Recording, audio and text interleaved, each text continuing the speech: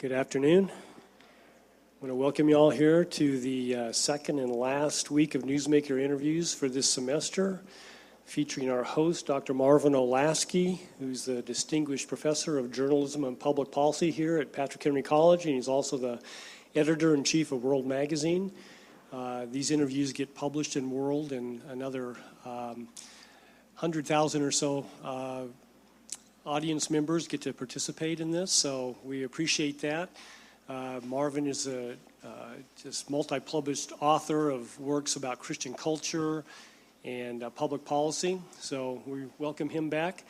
Our guest today is Angela Hunt, who is a best-selling author of over 125 works that have sold over 4 million copies worldwide, including her novels and nonfiction books and picture books. Angela's work is not only prolific but award-winning. She has won the Christie Award and the gold and silver medallions from Forward Magazine's Book of the Year Award. And her novel, The Note, was featured as a Hallmark movie in 2007. When she's not writing, Angela spends time with her family and with her mastiffs, one of which is said to be the second largest canine in the United States and was featured on Live with Regis and Kelly. I'm interested in hearing about that. Her fascination with animals, in fact, helped launch her own photography business, Angela Hunt Photography, which started when she started taking pictures of animals at local shelters to help them find homes. A theme in both Angela's writing and photography is to expect the unexpected. So in addition to being an award-winning author, and avid photographer, and animal lover, Angela enjoys exploring all kinds of topics, including medicine and psychology and unexplained phenomena, anything that doesn't include sports. She holds a Master of Biblical Studies and Theology degree, and she earned her doctorate in 2008. And in 2009, she was accepted to a Doctorate of Theology program. She travels frequently to teach and mentor students in writing and at writers' conferences. She lives with her husband in Florida, and they have 2 children who are now in their 20s. So please give a warm welcome to Dr. Olasky and Angela Hunt.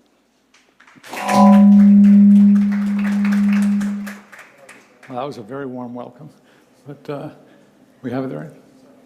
Okay, all these books. But I understand that you went to college originally as a music major, and you toured for a while with a 10-person vocal group. Did you enjoy that, and what led you to switch from music to writing? Well, I believe when God gives you a talent or a gift, you are happy when you're exercising it. And so I'd been a singer all my life, and I loved singing. But that year on the road, I realized it was hard. Physically, it was demanding. I got nodes on my vocal cords. But the real transformative experience was I was on the road with our group, and we were traveling overnight in northeastern Colorado, and a blizzard. We drove into a blizzard. And I'm a Florida girl. So it's the first time I'd ever seen snow, and I was like, oh, this is so cool. But I quickly stopped saying that when we got stuck in the road. Quantity changes quality. Yes, absolutely. And anyway, my girlfriend and I started praying for an angel. And so after a little bit of praying, we looked up and there was this bright light in the distance. And I went, Jerry, look there. And so it came closer and closer and closer, and it was a snowplow driver. And he got out, and we were stuck, and he said, pretty much, the road is impassable. He said, but over there is a farmhouse, and he pointed off into the darkness. He said, I know there's a farmhouse. Let me go wake those folks up and see if they'll take us in. So they did. At 3 a.m, they took in the 13 of us, that's our 10 singers and 3 support crew, and the 3 snowplow guys. So we stayed with this family in Yuma, Colorado for, I think it was 4 days and nights with no electricity, no running water, very little food. And it was one of the coolest adventures of my life. And so we wrote about it in our journals, and then after our director, there is a point to this story, after our director came back, he read all of our experiences. And so a few nights later, we were on an all-night drive, and the director happened to be driving, and I was in the navigator's seat. And he said, Angie, what do you want to do when you come off the road? And I said, well, I was a music major. I guess I'll go back and finish that degree. Maybe I'll teach. And he said, you have a way with words. You ought to think about writing something. And because I know that God speaks to us in 3 ways, one is obviously through the Bible. 2 is sometimes that still small voice that speaks to our hearts. But thirdly, he speaks through the voices of our spiritual authorities, our pastors and teachers and parents. And so I took that as direction from the Lord and said, okay. So when I went back to school, I changed my major to English and didn't really know what I was going to do with it. So I tried out a couple of English things before I finally settled into being a freelance writer, which really I became just because I wanted a job I could do at home because I wanted babies. That's Okay. it. Okay. So you did teach high school English for a year? For a year, right after college. Okay. And then you were working writing curriculum For the church. and other stuff. And I gather that you sent out to local businesses letters and cards saying you'd write anything for them, essentially? Or, Sure. and so you started a business there. But this was without any particular training, but you were able to do that, and then you studied what to do in order to write direct mail stuff, right? And letters and everything. Exactly. I found these cute cards that had a picture of King Kong sitting on top of the Empire State Building. And it said, need help, and then you opened it and it said, call me, and I put my business card inside. So I sent it to all the advertising agencies in town. And this was where? In Lynchburg, Virginia. Okay. And because I knew they hired freelance writers. And so I got a call, just one, but it was one. So I ran to the library and got a book on how to dress for success. And so I made sure I was properly dressed, and I went to his office and knocked on the door, and he said, come in, and I went in, and on the phone, he'd said, yes, come gave me the time and place, and he said, and bring your portfolio. And so I didn't have a portfolio. So I went to the office supply store and was walking through the aisles where the notebooks are, and I found one that said portfolio, and I went, that's what I need. So I bought that, and I had that tucked under my arm. So I went in and sat down, and he said, may I see your portfolio? And I said, certainly. And I passed it across the table, and he flipped it open, and he went, why, it's empty. And I said, I know, it's new. And he laughed, like you would expect, and he said, I tell you what, one of our companies is the Bukova Catalog Company. Here's their last year's catalog. Here's their new product list.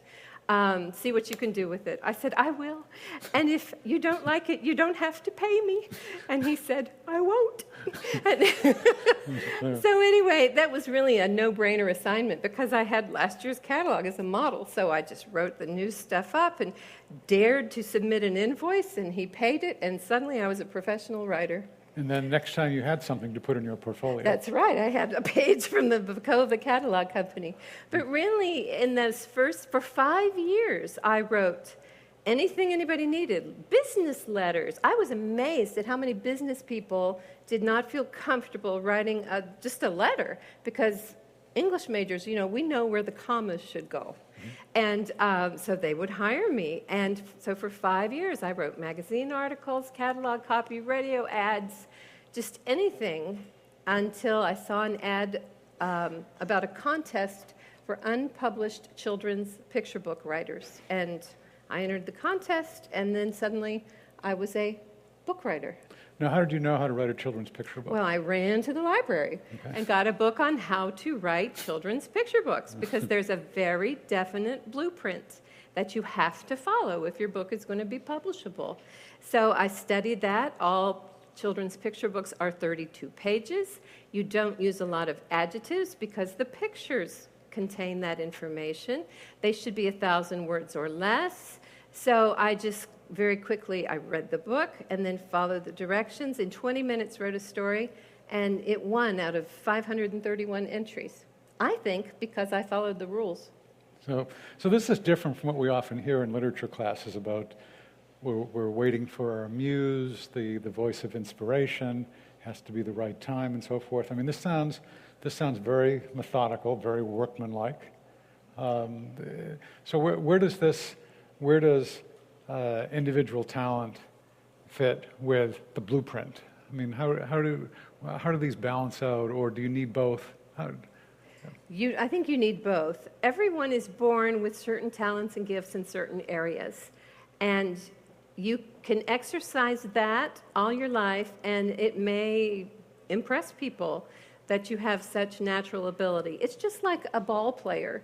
A friend of ours, my husband was his middle school volleyball coach, but he is a first baseman in the, what do you call the baseball league? National League, American League, There you go. Well, one of minor those. league, No, major. Major League. But anyway, he is a first baseman. He's very, very good. He's got great stats, but he's just a kid from our town. But he works out every day to practice his skills, which he was born with, but which he has honed to major league ability. Being a singer, being a writer, it's the same thing. You have to take the gifts that God has blessed you with, and then you have to hone them so that it can be greater. It's the parable of the talents, literal talents in, the modern meaning. In where God gives you a talent, and then he will hold you to account for what you have done with that. And then to do something with it, you have to study, you have to practice, you have to exercise it. And that's how you grow. And when aspiring writers ask you for advice, you tend to say, what, go to the library and look at Writer's Market? Anymore, I say go online. Go online? Yeah. Yes. And what would they learn from that? Well, I think the best way to learn a lot in a hurry is through a good writers' conference. Okay. Because there you have intensive training and access to agents and editors, and you can probably learn in a week what it took me 5 years to learn. Okay. And when you write, then are you thinking about, I'm going to write this to express my thoughts, or are you thinking in terms of markets and who's going to publish this? I'm thinking in terms of my reader. Okay. Yes, my reader is part of the market, but I'm thinking, what is the need of my reader, and is this going to communicate well to them? Is this an allusion they will be familiar with? Is this language they will know and understand? A lot of English majors, we love those 50-cent words, but if my reader has to stop and go pick up a dictionary, then that's not a good word to use. So when I'm writing a novel, I don't want to break the fictive dream. I want them to be so engrossed in the story that nothing jerks them out of it, like anything that's too writerly, which is really just self-indulgence on the part of a novelist. I just want to communicate the fastest, sharpest, most direct way that I can. Okay, so Mark Twain, right? Never use a silver dollar word when a nickel word will do? Absolutely. Okay. Or who was it? Mary McCarthy, or someone saying we must kill our darlings, or was that, who was that? It's been used a lot. I thought it was a man. Susan probably knows. Lillian Hellman, maybe? Anyone know? Anyway, it's a great thing to remember. We must kill our darlings. The phrases we particularly fall in love with are the ones that we need to edit out. Right, they're the ones that need to go away. Okay.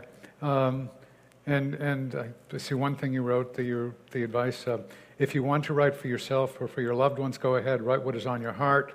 But if you want to write to sell, you have to learn how to write and behave professionally.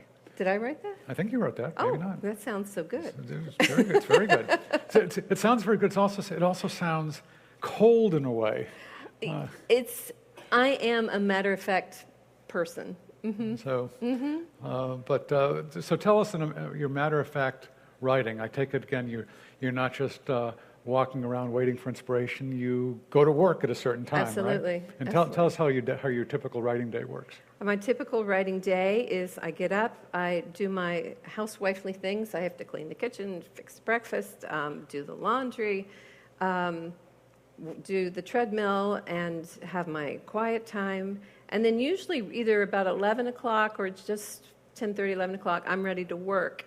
And because when I'm working, I need long stretches of uninterrupted time. If it's 10:30 and I'm ready to work, I'll eat lunch at 10:30 because otherwise that would interrupt my writing day. So then I eat and then I settle down. And I literally give myself a quota, and it's written out on a paper calendar. I pencil it in.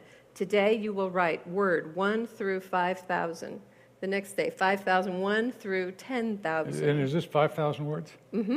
That's a lot. 5,000 very sloppy words. Okay. All But right. they're on the page, and once they're on the page, I can clean them up.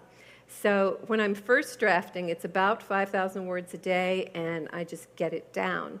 And then for drafts 2, 3, 4, 5, and however many it takes, it's edit page 1 through 20, or whatever the numbers are. And that way, I don't go to bed at night until I've done my daily quota, unless, like, a family emergency comes up. I always pencil in some spare days. I just call them emergency days. So if there's Yeah. if there's blood all over the floor, but yet you're only on 2,000 words, you have to do a certain... I can stop. Okay. But you know, for me, it's not about pushing toward the 5,000 words as much as it is getting to the 5,000 words and quitting. I think I have a touch of OCD, and it's hard for me to quit something when I'm in the middle of it. And so I write in this wonderful writing program called Scrivener, Scrivener, available for a 30-day free trial at literatureandlatte.com. Highly recommend it. Anyway, Literatureandlatte.com. right. Okay. Perfect.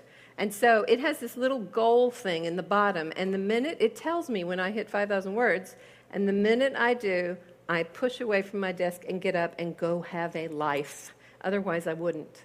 And what time is that minute usually in the day?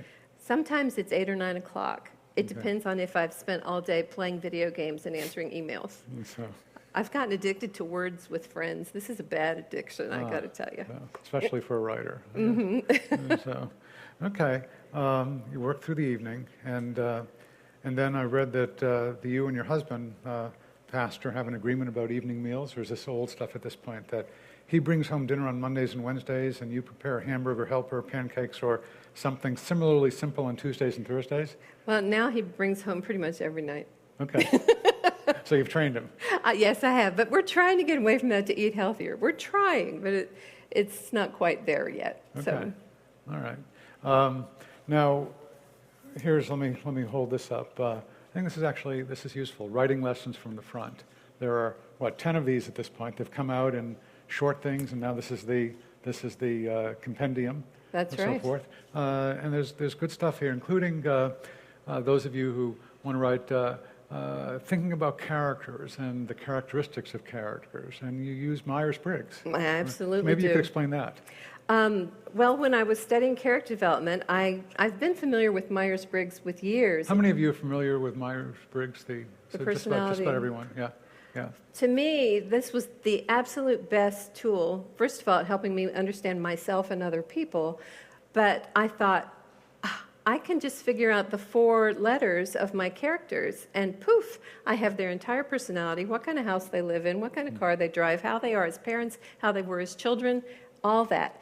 And I do write fast, and one of the reasons is because I've discovered shortcuts like this. Use Myers-Briggs to formulate your characters, and it's done like that. So it's incredibly useful. Okay, interesting. And then you have a discussion here about point of view. Oh. And what's your favorite point of view to use? Depends completely on the story. If it's a story where I need my character to have secrets from the reader, then that calls for a third-person point of view, because it wouldn't be fair to be writing in first person and then to block off part of the character's brain from the reader. That's not kosher, in my opinion. So totally depends on the story and what I need for the plot. But if there are secrets, then do you want third-person omniscient, or? No, I always use limited because that's what most novels these days are written in. Is third person limited. But what I really do is, like, here's the camera. Third person is wonderfully versatile because I can zoom, I can start a scene out here. Okay.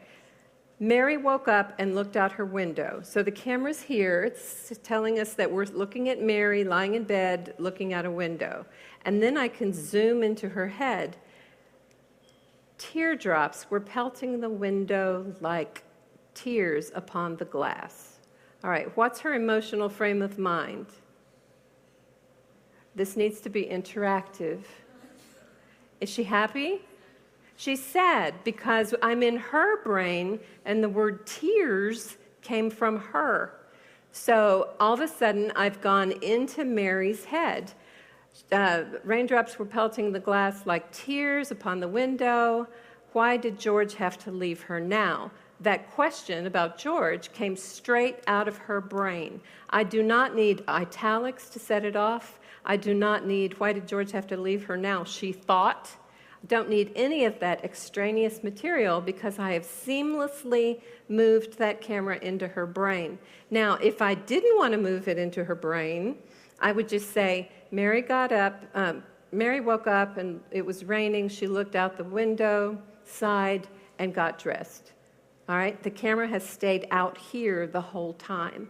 So point of view is an amazingly powerful tool for characterization once you learn how to use it effectively. Okay, so you have a lesson in here about evoking emotion and so forth.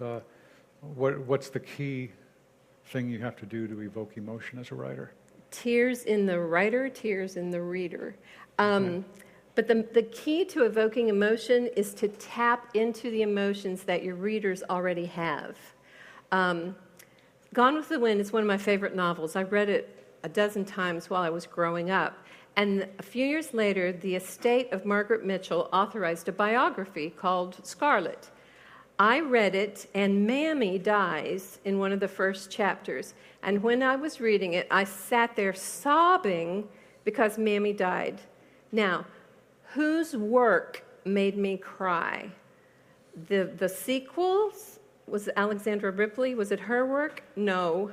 I was crying because I loved Mammy because of what Margaret Mitchell had done with Mammy.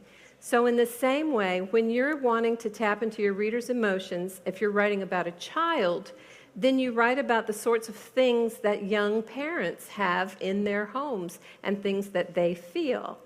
I taught a course at Taylor University, and I have these videos that I show when I teach that class, and I showed all these videos about children and parents, and I was watching the students. They didn't cry one single bit, not a tear. And then I showed that video about Christian the lion, where he rushes forward and embraces those guys in London. I know you've seen it. It's everywhere on YouTube. And then the kids started crying, and I went, aha, that's the difference. They hadn't had children yet, so they didn't have parental emotions to evoke, but they'd all had pets. And so when that lion came up and hugged those young men, that touched the students because they could relate to that. So you have to consider your audience and where they are and what they've experienced in their life, and then you tap into those things. So do you think the parents of those students, if you showed them that original video, would they have been crying? Oh, yes. I cry through all of them. So, okay. Planning, you have a section on that. How much planning do you do? Or, do you outline your whole novel before you start writing? Or how much does that change in the course of the writing? Most writers tend to be either ops or sops, seat of the pants or outline planners. And for me, if I were to outline every single bit of a novel before I started, it would take the joy out of it. I would feel like I'd already written it and wouldn't want to keep going. Plus, there are things that occur to you on the second and third drafts, and that joy of discovery is amazing. There have been times when I'm writing and I'm, oh, why did you did it because of that? And I didn't know that when I was originally outlining it. So I use what's called a hybrid, or I consider it a hybrid. I plot according to this thing I came up with called the plot skeleton, and it's enough outlining that I know whose head I'm in and where I'm going. So I know the beginning, the end, and I have a good idea of the middle, but it's spare enough that I can still discover things and learn and put in new insights. And so I'm still learning as I'm writing, which still makes it fun for me. Do the characters take on a life of their own? To a point, but I'm still their creator. Okay. So I am still in control. So there's predestination, but the characters have some free will, it seems. It's exactly like that. So, I have the master plan, and they think they have free will, but, we know who's in charge. Okay. You make a reference to Saul Stein and his way of explaining things that 1 + 1 = 1/2, and 1 + 1 + 1 = 1/3, which makes a lot of sense. Maybe you could explain that. Sure.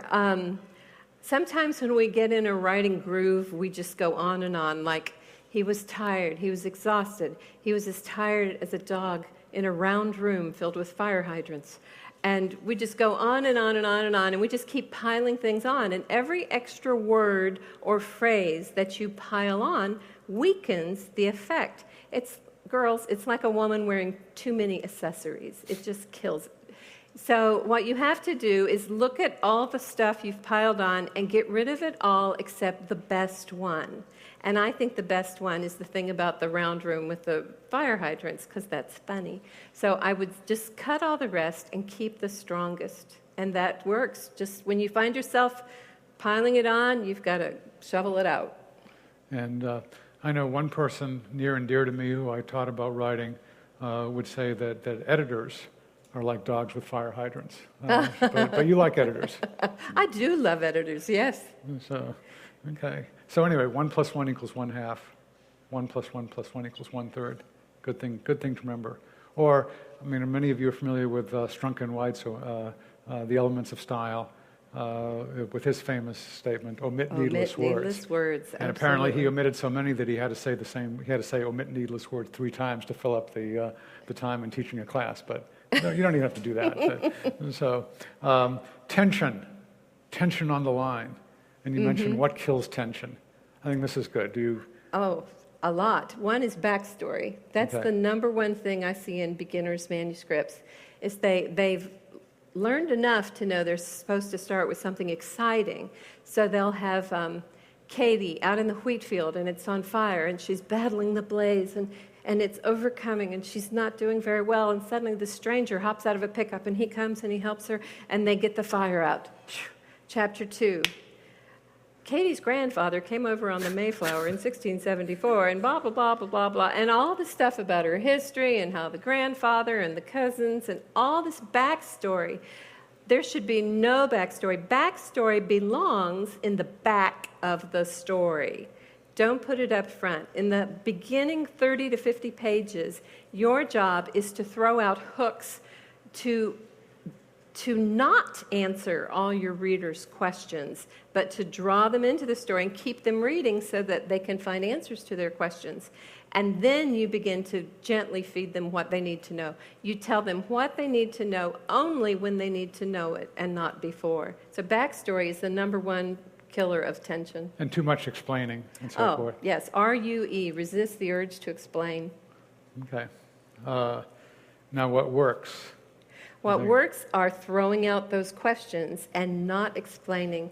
Now, there's a little bit of a fine line. You don't want to confuse your reader. I've read some beginners' manuscripts, especially in the fantasy sci-fi category, when I'm in a strange world, there's strange creatures and strange laws of nature, and I'm utterly confused, and they haven't given me anything to know where I am. So you don't want to confuse your reader, but at the same time, you don't want to tell them everything. So it is a fine line, and there's an art to it. But basically, just make sure your reader knows where they are and when they are and what's happening, and that's good enough. Yeah. You have other things, getting rid of the protagonist's best friend, or perhaps having the best friend become a traitor. Oh, yes, those are plot devices that ratchet up the tension. Mm-hmm. Yeah. A crucial piece of equipment doesn't work. A physical weakness in the main character. I mean, these are good things to keep in mind. And you see them in movies all the time. Yeah. You mentioned about, you in fact, you give here checklists for first, second, third, fourth, fifth draft. Maybe you could just give a couple of examples of the types of things you would want to have in a checklist of that sort for each draft, and how each situation changes as you get from draft 1 to draft 5. Sure. To produce a really quality manuscript, I found this is what works for me. My first draft, as I said, is about fast and sloppy. It's about getting lots of words on the page, getting the story on the page. Don't go back and fix anything. Just get it on there. And then in the second draft is when you begin to go back and fill in the missing pieces. In the first draft, if it's a medieval novel and I say, they sat down to lunch of, and then I think, oh my goodness, I'd have no idea what they'd eat in medieval times. So I'll put brackets, find out what they'd be eating. end bracket, and I keep going. So the second draft is about answering all of those queries to myself. It's about filling in plot holes that I've discovered, either deleting extraneous characters or adding new characters that are necessary, and just really completing the story. Okay. The third draft is all about adding mood music. If it's a scary scene or tension, I will write in a thunderstorm. Or if it's a romantic setting, I will move it from the kitchen to a park or something. Think about the mood music in a movie and turn that into words. The fourth draft is when I listen to the manuscript, because your ear will pick up things that your eye will glaze over. Things like, she stared at him as he went down the stairs. Ugh, it sounds horrible. So change the last one to steps, but it's two different words, so my eye may not have caught that. And when people read, they hear the words in their ears. And so your writing needs to have a rhythm and a pleasant flow and a sound to it, unless it's, a hectic scene, and then you need short and choppy, because that's another way to ratchet up tension. And then the fifth draft is just very, very picky stuff. I go through it again very quickly. I check for all my weasel words, and I use the search and replace feature. For instance, was is a big one. Was is the ickiest verb in the world. The cat was on the table. It tells me nothing. Our readers today have grown up with video. We are a video generation, and we expect words to play out like a movie in our minds. Even if you're writing nonfiction, they need images to hang their hats on. So I want the images to be there. So instead of the cat was on the table, he can be sleeping, yawning, retching, anything but was on the table. So I ask my computer to replace all of the was's with was in capital letters. Same thing for were. I also get rid of a lot of that's, suddenly, very, terrible word. All these little words, and then I just go through and mercilessly cut them or replace them, because they are weak and they're not pulling their load. So you explain some of these things at writers' conferences. Do you generally try to be encouraging or discouraging? In the middle. I'm realistic. Okay. I think I'm very realistic. I feel like if I'm too overly encouraging, well, I would never praise something that's not ready to be published.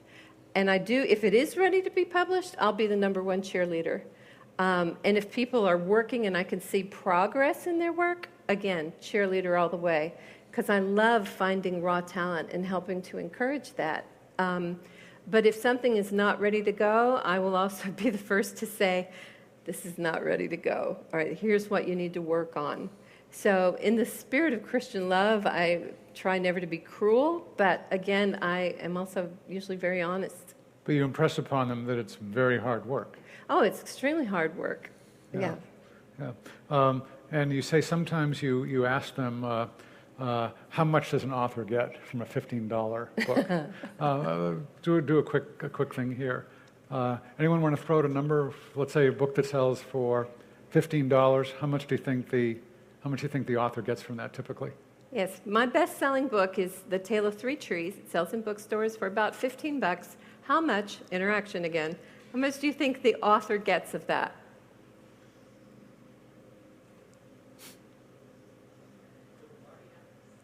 What? $2. Do I hear another one? $6. The answer is more like 25 cents. About 25 cents. In a picture book, the royalty commission is also split with the artist. So that's why usually it would be about 50 cents, but you have to pay the artist part as well. So you have to sell many, many, many books. Right before, in the book you were reading where you read about that, I was at a school, elementary kids, and this one little boy raised his hand and went, "So are you just swimming in money?" I went, no. So, once asked a very successful freelance journalist what the secret to her being able to spend her time as a journalist was, since she doesn't have a regular salary, and she said, marry a rich husband. So it's somewhat like that. But you've managed to make a living in this, but you're working just about all the time doing it. Yes, and I work or try to work all the time. So it's hard. Saw one figure, and out of the 1.2 million books published, this is 10 years ago now, 950,000 out of those 1.2 million books sold fewer than 100 copies. And today there are more books than that published because self-publishing has become so easy, and probably the percentage is even higher than that. So very few people sell very many copies of books, and so that's why I was asking. And I think you want to be realistic, but encouraging or discouraging in some ways. Do you feel the need to tell people that, hey, if you're writing this with the idea of the swimming in money, this is an illusion? It is. Yesterday, I just read a new report out from writers in the UK, and I think it said that the percentage of full-time writers or writers who are able to support themselves has fallen to like 4 or 5%. Okay. So, yeah, it's pretty low. Yeah. Dogs for a moment. Why Mastiffs? You've had 7 Mastiffs. Now, why did you fall in love with Mastiffs? I just like a dog that I can sit next to and lean my head on his shoulder. Okay. They're very big, they're very gentle, they are drooly, but I'm not really a frou-frou woman, and I go through the house every weekend with a eraser and get the drool off the walls, and they're just great dogs. Okay. Questions from any of you? While you're thinking of questions, let me ask one other thing. You've started now a photography business. Tell us about that a little bit. I fell in love with photography when I was taking glamour shots of the dogs at my local shelter. And then I just got into it, studying the apertures and shutter speed and all that, the mechanics of it. And I thought, I really want to continue this. But the main reason I wanted to go was a couple of years I heard about this program called Now I Lay Me Down to Sleep. It's a nonprofit organization of professional photographers throughout the country. And when a couple delivers either a stillborn child or a baby that's only going to live for a couple of hours or days, they call these folks in, and we take pictures of the baby so that this family will have something to remember the child by. And so when I decided to go into photography, I thought, I want to be so good that I can be one of their photographers. And I waited 2 years of studying and practicing before I even tried, and I think then I just made it in by the skin of my teeth. But to me, it's a ministry, and it's an opportunity, and it's also your life. You write about the things that enter your life, and I just thought it was a good opportunity to kind of expand my life scope a little bit. So I love that. Hi there, thank you so much for sharing with us. My question for you is, have you ever self-published a book? And if so, what was that experience like for you? Yes, I have. In fact, these writing booklets and that writing book were self-published. All of my older novels that went out of print, I have self-published to reissue them. Self-publishing has never been easier and cheaper. I mean, it's very inexpensive. You can do a book through CreateSpace for $10 practically. And I do encourage people, if they have a special book they want to get out, to self-publish it, but have it professionally edited, have a professional cover, or you're just shooting yourself in the foot. You don't want to put out anything that's mediocre or not of good quality. Those writing booklets I self-published because some of them they're so short and to the point that some of them are only 30 pages. And I knew no publisher would want to publish a 30-page book. But I thought, this is what people need, because when I go to writers' conferences, I'll say, you need to understand point of view better. And here, this little booklet will explain it all for you. So, yes, self-publishing is wonderful these days. And if you have the book that fits it, then go for it. But I always urge people, especially novelists, to first try your book with a traditional publisher.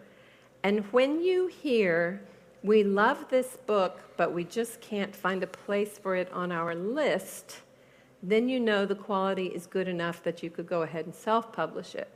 But if you're just getting form rejection letters back, I would probably say keep polishing, keep polishing, keep polishing.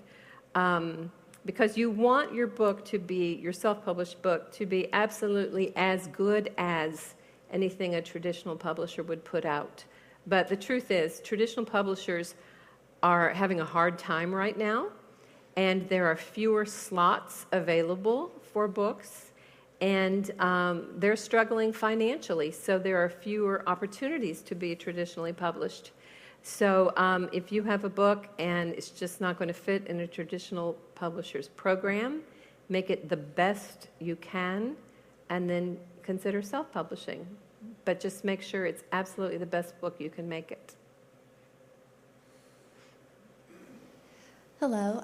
Thank you so much for speaking about writing. I found this very interesting. I was just wondering what the whole process was like for you of getting the note from a novel into a film. I was wondering if you got to work with the screenwriter at all, and just some of the differences you noticed between the two different products. Thank you. Good question. Actually, people always ask me, what did you do to get your book to be made into a movie? And my answer is absolutely nothing. What happens is when you have a book out, if some movie people are interested, they will put an option on it, which means they have reserved the rights to turn it into a movie. And a lot of books get optioned. I've had several optioned, but only one has actually made it into a movie. And the percentage of books optioned that become movies is very, very low. Because at that point, once they have an option on a book, they have to raise the millions of dollars that are necessary to produce a movie. So they have to hire a screenwriter, etc. And usually, novel writing is a very solitary occupation. Movie producing, screenwriting is a very corporate thing, because everybody wants to put their stamp on it. And so you'll have one guy write a screenplay, but then the director will add in lines, and the actor will want to tweak it, and then there'll be other people who want to tweak it, and so they're used to it being that way. So they changed it. I sold it to one company who sold it to another company who turned around and sold it, I think, to Hallmark. So by that time, I don't think Hallmark even knew who I was. And they did change it. They made it a Christmas time movie, which the book is not. They moved it from Tampa Bay to North Carolina because Christmas in Tampa looks like July in Tampa. So they wanted snow and holiday stuff, and so they moved it to North Carolina. But really, I was pleased with the way they did it. And it was interesting because most of my readers are Christians. And so after the movie came out, I got two types of responses. One of them was, I've never heard of you, but I saw this movie and knew you had to be a Christian because the message was so clear. And then I got other emails that said, I saw this movie and couldn't believe that they had your characters in a bar drinking alcohol. I was so embarrassed, I recommended it to my neighbors. And so what do? You just go, that's life. It's in the middle. So, but I was actually pleased. The thing I cared about was that the message of the novel was contained in the movie, and yes, I thought it was. So it was fine. So I had no complaints. Hi. I have two questions. One is about your advice for first-time for first-time writers on whether they should seek an agent first or go directly to a publisher. Second thing is, what's your best advice for an author about marketing, and are your publishers pushing you onto social media and that kind of thing? All right. The first one, I've already forgotten what it was. Oh, agent. Should you get an agent? Absolutely, because Most of the big publishers these days will not accept unagented manuscripts simply because the agents act as another filter and save them time and energy on weeding out books that aren't quite ready for prime time, so to speak. So, and I will tell you, it can be as hard to get an agent as it is to get a publisher, because everybody's writing a book these days. But if your manuscript is quality, you should have no trouble finding an agent to represent you. But be careful that the agent is not charging you any fees up front. If an agent ever charges a reading fee or something, just walk away. That's not ethical. That's not the way it's done. So you want an agent who will read your work and hopefully give some constructive advice, opinions, and take it on. If they say, and you look in Writer's Market or look online, most agencies on their webpage will say the types of books or manuscripts they're looking for. If your book is not in the list, then don't bother, because they won't take it. For instance, if you write children's books, a lot of agents don't handle children's books.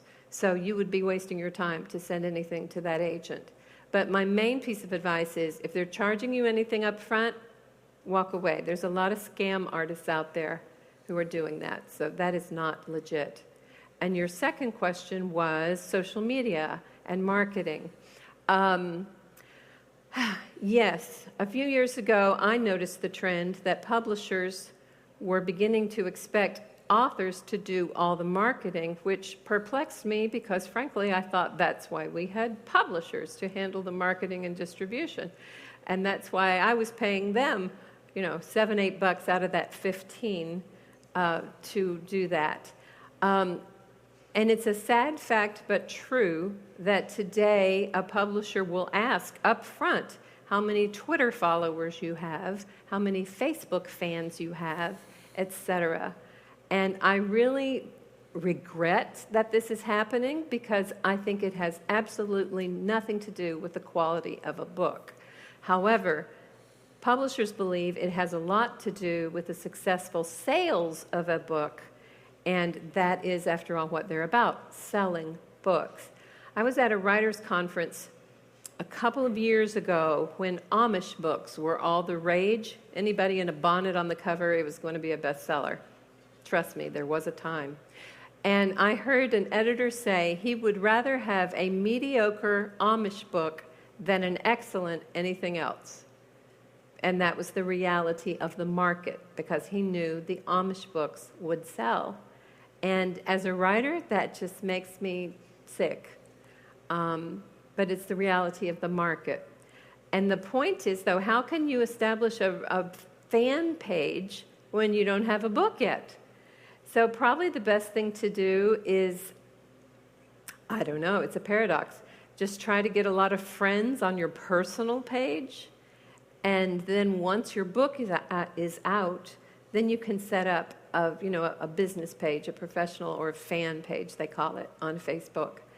But as far as Twitter, I have one of those little programs that just automatically adds people for me if they want to be added. And I hardly ever read it or do anything about it. I have my Facebook page linked in so that if I post something on my Facebook page, it automatically gets tweeted.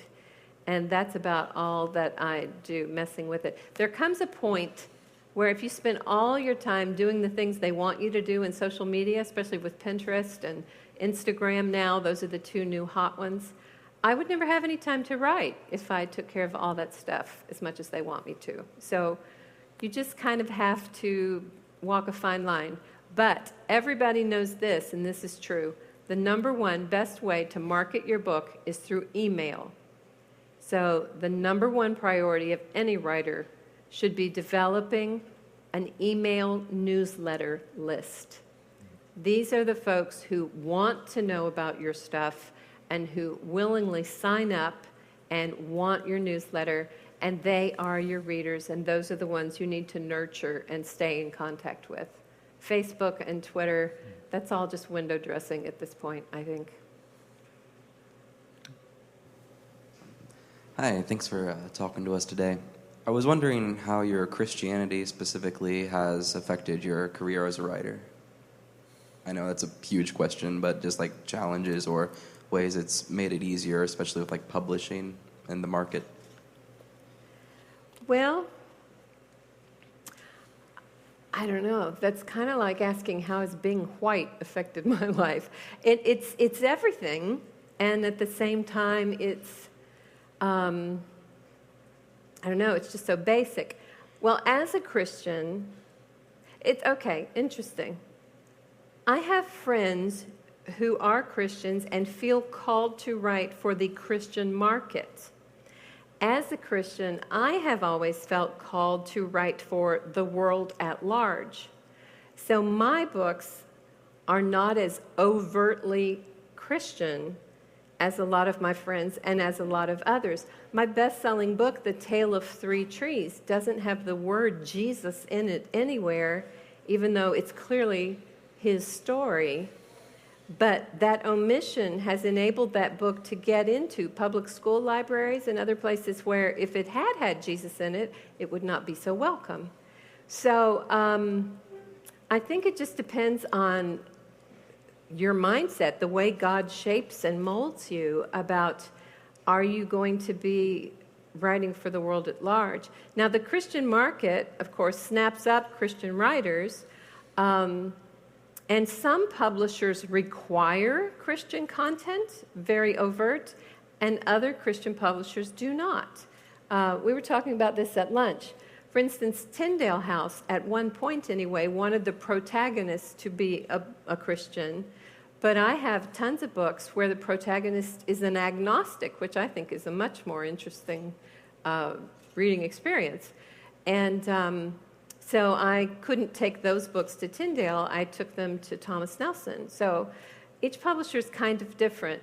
And I have written 3 books for Mira, which is a bodice-ripping imprint of Harlequin, but there's no bodice ripping in my books at all. One's a legal thriller, one is a woman in jeopardy kind of story, and the other one was a parable about a girl with no face. And so, but they're parables. And for me, my model has always been, Jesus told parables. His parables were not religious stories. They were stories of ordinary people doing ordinary things. And so those are my favorite kinds of stories to tell.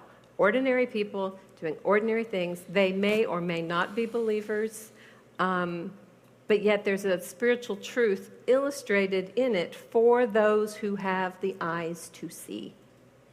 And so anyway, and to be honest, my stories don't sell as well in the Christian market as other writers who do have the very obvious Christian content. But one thing I've learned is that one of the reasons people read is to have their values and beliefs affirmed. Therefore, a lot of Christians love reading the very overt Christian books because it shores up their beliefs. It encourages them. I have always been a little more bent to not comforting the afflicted, but afflicting the comfortable. And that's probably just me. So anyway, what does being a Christian have? It colors everything in my worldview and in the choices I make about my career, but I've never felt that it hindered me in any way. Sorry, are you a Christian writer or a writer who is a Christian? I think I'm a writer who's a Christian. Okay. Yeah. You give an example of afflicting the comfortable in one of your novels or books. How would you describe it? Well, sure. I wrote The Debt. Okay. In a nutshell, here's the plot line. A young girl, she's not saved, she gets pregnant, her parents send her to a Christian maternity home where she makes an adoption plan for her baby, and then they help her get a scholarship to a Christian college where she falls in love with this fellow student named Abel. He asks her to marry him, and she's a believer by this time, and she says, before we get married, I have to tell you about this thing from my past. And he says, no, I don't need to know. It's all under the blood. It's all under the blood. And so they get married, and they establish a mega church, and he becomes a televangelist. And they have this huge ministry, and she plays the piano for the church. And then one day, she gets a letter, and it says, "Hi, I have searched and found you. My name is Christopher, and I'm the son you gave up for adoption 27 years ago." And so she has to give this news to her husband, who, of course, freaks. You can't tell anybody. Why did you tell me? Blah, blah, blah, blah, blah. And then once he gets used to that, Christopher, he invites her to meet him in a bar. And she's horrified. "I can't go in a bar. What the church people think, whatever." But anyway, she and her husband tells her, no, don't go. You can't do that. But she does, because Christopher, Christ figure, it's a metaphor, calls her there, and then she meets him, and, they have this meeting, and things are going okay. And then she leaves, and then the next time he asks her to meet him in an adult bookstore, and she's freaking even worse. But she goes, and then while they're standing, she's kind of like this, hiding behind a rack, and she sees the deacon's wife from their church come in, blushing and returning some tapes that her husband had borrowed. And then the third time Chris asks her to meet him is in a crack house. And she goes reluctantly, and oh my goodness, the story's making me cry, even now. Sorry. But anyway, she sees the needs there. And then I'm not going to give the ending away. But the whole point of the story was I was writing to Christians, one of the few novels I've written explicitly for Christians about, and to myself, I was writing it to myself because as a pastor's wife, as someone who went to a Christian college, as someone who came out of a televangelistic church, a huge mega church, I know how easy it is to get so surrounded by our Christian bubble that we don't even know anybody who's not saved. We don't know the problems people are having. We don't even know our next door neighbors in a lot of communities these days. And so I decided right then and there that my neighborhood, my husband and I just moved, and we have this little neighborhood, 40 houses, and somebody had a cocktail party. Before I wrote that book, I would not have gone. But after I wrote that book, I go. I drink my Diet Coke, and I get to know my neighbors because I was not called to live in a Christian bubble. So anyway, so the people who've read that book, I think they get it and they understand. So anyway, I hope that answered your question because now I've completely forgotten what it was. Sure. Other questions? Now, some publishers won't take that book, right? Well, that was a Thomas Nelson book, and I think it's the only place we offered it, but there were probably some publishers who might have, not taken it. Yeah. What's the most common question you get at one of the Christian Writers Conferences? The most frequent question? The one about agents is a big one. Okay. Because most people who go to conferences have a work and they're pretty sure it's ready to go, and so they want to know about finding an agent almost right away. Okay. Open door at various publishing houses. It seems like different publishers have done your work. Are you pretty much able to say, hey, I just wrote this and go to a publisher through your agent? You have that kind of relationship with any of these publishers? Well, I know they would all be willing to look at my work, but honestly, right now, the economy, things are so tight. For instance, my book on Esther, which comes out in January, my agent took it to everybody, and we only had 2 offers. And it's just right now, people are very, very risk averse. And the first thing they ask is, how many copies did your last book sell?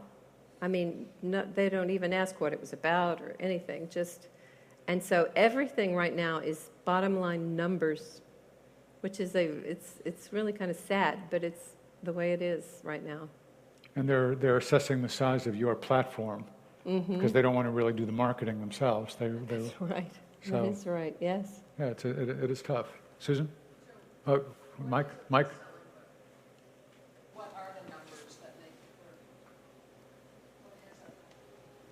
A best-selling book? I think the average first book usually sells about 10,000 copies. That would be considered respectable for a first-time author, first book, first time out the door. Best-selling would probably be in the first year moving 60 to 70,000 copies. So, but anything less than that would, if you have a book and it does not do well, that can be very, very bad because nobody else wants to take another second chance. My novel Before Esther sold 5,000 copies. The publisher did nothing to market it.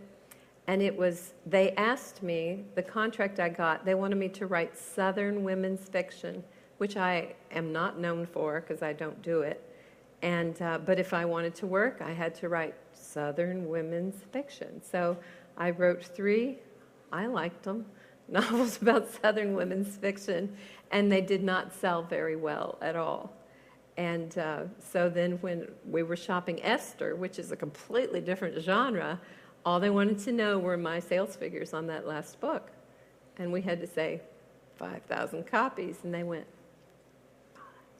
But now did you put Esther in a bonnet? oh yeah, I'll put Esther in a bonnet, that's what I should do.